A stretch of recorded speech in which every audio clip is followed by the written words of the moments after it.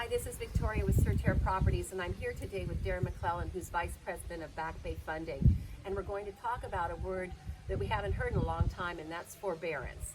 If you could talk to us a little bit about that and explain what that means to our viewers. Yeah, forbearance isn't a word we hear every day, and really what it means is a lender's going to give you relief of making your mortgage payments for a certain period of time.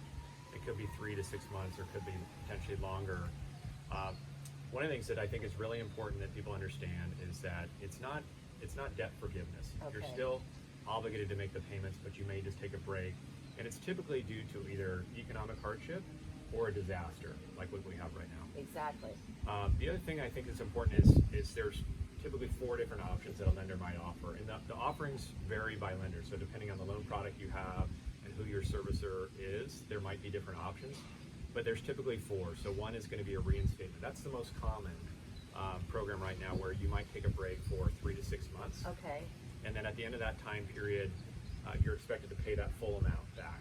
It's not forgiven, you pay it right back. That's right, yeah. So you might take 6 months off, and then that 7th month you have to pay the full 6 months plus whatever's due that 7th month. Okay. The next option is a repayment plan. So a repayment plan means that you stop making payments, and then when you renew payments, you start paying on what you owe now, but plus the balance that you owed before. So they spread it out typically over a 12-month time period. Okay. So you take the old amount that was due, plus your current payments, and you add it all together and spread it out. Got it. The third option is called deferment. Deferment, it sounds attractive, but what happens is you stop making payments and then they add it to the back of the loan. So at some point, you're expected to pay it back. It could either be added to the loan, it could be a second on the loan, and typically you would be paying that off when you sell or refinance the property. Okay. The fourth option would be a loan modification. So that's probably the most permanent. It actually changes the term and your note on the mortgage.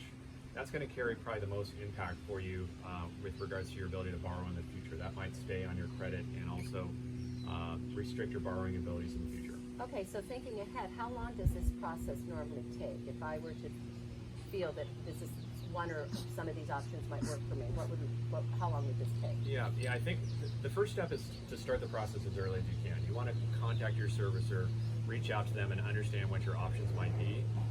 The second step is, the reinstatement program. I think they're doing quite quickly. So if you get approved for reinstatement, I think they're doing that. You don't have to prove hardship, and it can get done very, very quickly. Excellent. Good to know. With repayment, I think that's happening relatively quickly, and I think the deferment and the modifications are going to take longer. But the biggest recommendation is contact your servicer early in the process.